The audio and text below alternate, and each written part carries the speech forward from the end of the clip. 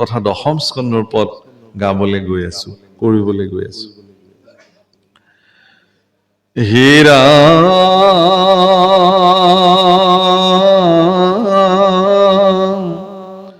কৰজোৰে বোলো শুনা সবে সভাসদ মোহহুয়া কৰো মহাভাগৱত পদ ৰাম আমাৰ পদত কেহু নধৰিবা দুখ কৃষ্ণ কথা শুনি কৰা চিত্ত সন্তোষ আমাৰ পদত আপোনালোকে দুখ নেদেখিব। কেৱল কৃষ্ণ কথা বুলিয়ে সন্তোষ হ'বৰ কাৰণে প্ৰয়াস কৰক। বাপসকল, কোনে ভাগৱত পঢ়িছে, কি ব্যাখ্যা কৰিছে,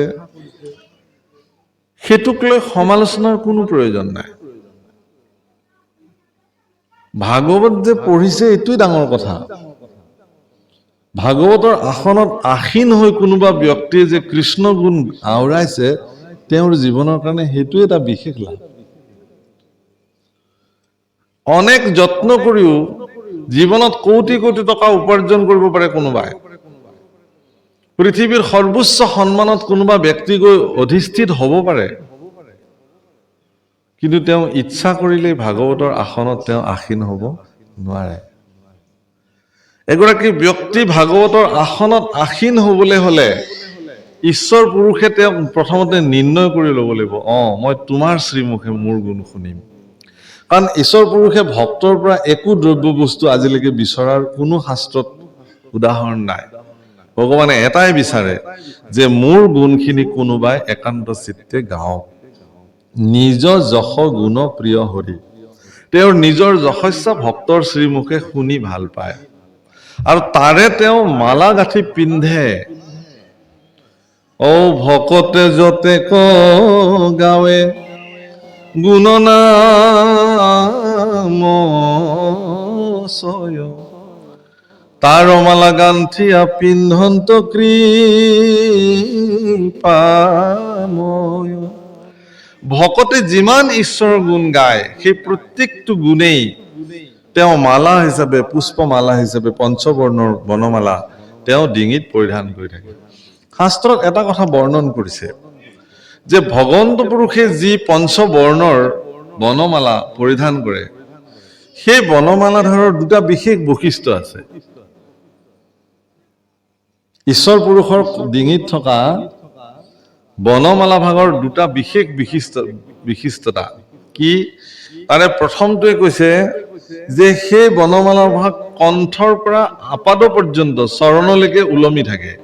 বাকী কোনো মালা, তেওঁতো আৰু অন্যান্য মালা পৰিধান কৰে, পৰিধান নকৰে। আচলতে মালাবোৰ নিজে ভগৱানৰ ডিঙিত পৰিধিত হৈ থাকে। আমি মালা পিন্ধি থাকো, ভগৱানে নিপিন্ধে। মালাবোৰ গৈ নিজে ভগৱানৰ শৰীৰত অলংকৃত হয়। একেবাৰে কৌস্তৱমণিৰ পৰা প্ৰাৰম্ভ কৰি সাতখৰি, হেমহাৰ, বৈজন্তীমালা, গজমুক্তাহাৰ ইত্যাদি তেওঁ পৰিধান কৰিছে। তাৰ ভিতৰত বনমালা কণ্ঠৰ পৰা চৰণ পৰ্যন্ত। আৰু দ্বিতীয় বৈশিষ্ট্য কি? যে এই মালাধাৰৰ ফুলসমূহ এনেকুৱা সতেজ, আজি ইয়াতে ফুলৰ মালা গাঁঠি দিয়া হৈছে, এইবোৰ সতেজ হৈ থকা নাই, ছিঙি অনা হ'ল। সতেজ বুলি কেনেকে প্ৰমাণিত কৰিছে? যে ভগৱন্ত পুৰুষৰ কণ্ঠত থকা সেই বনমালা ভাগৰ পুষ্পসমূহ ইমানেই সতেজ যে তাত অলিকুল ভোমৰাবিলাকে আহি সেই ফুলত ৰেণু পান কৰি থাকে। সেইটো দুই নম্বৰ বৈশিষ্ট্য। ইয়াৰ অৰ্থ কি? ইয়াৰ দুটা অৰ্থ আছে। এক নম্বৰতে কি যে এই মালাসমূহ ভক্তসকলৰ শ্ৰীমুখে ওলোৱা নামৰ ফুল, আৰু সেই নামৰ ফুল ভক্তিৰ সূত্ৰৰে তেওঁ মালা গাঁঠি থাকে। গতিকে এই পুষ্পসমূহ যিহেতু ভক্তি পুষ্প, এতেকে তাত ভকত ভ্ৰমৰাবিলাকে আহি পেলাই সেই পুষ্পৰ সুঘ্ৰাণ লৈ থাকে, সেই অমৃত পান কৰি থাকে। দ্বিতীয়তে কণ্ঠৰ পৰা ভক্তসকলৰ কণ্ঠৰ পৰা নিগৰিত হোৱা সেই নাম ভগৱানৰ দুখানি চৰণ চিন্তি আগবঢ়োৱা হয়। সেইকাৰণে সেই মালাধাৰ কণ্ঠৰ পৰা চৰণ পৰ্যন্ত বিস্তাৰিত সম্পৰ্কিত। হে বাপসকল, আইসকল, ভগৱন্ত পুৰুষে ভক্তসকলৰ শ্ৰীমুখে তেওঁৰ গুণানুকীৰ্তন যিহেতু সৰ্বদা শ্ৰৱণ কৰাৰ হাবিয়াস, তেওঁৰ ইচ্ছা, সেইকাৰণে মহাপুৰুষে ইয়াত লিখিছে যে কোনোবাই যদি কৃষ্ণ কথা গায়, কৃষ্ণ কথা কয়, তেওঁৰ পদত দোষ বিচাৰ কৰাটো ভকতৰ উচিত নহয়। যি গাইছে গাইছে, কৃষ্ণ গুণ বুলি আপোনালোকে তাক শুনিব পৰাৰ ক্ষমতা থাকিব লাগে। এই বুলি শুনক। যদি তাত আপোনাৰ কিবা গ্ৰহণ কৰিবলগীয়া কথা আছে গ্ৰহণ কৰক, নাই যদি এৰি দিয়ক।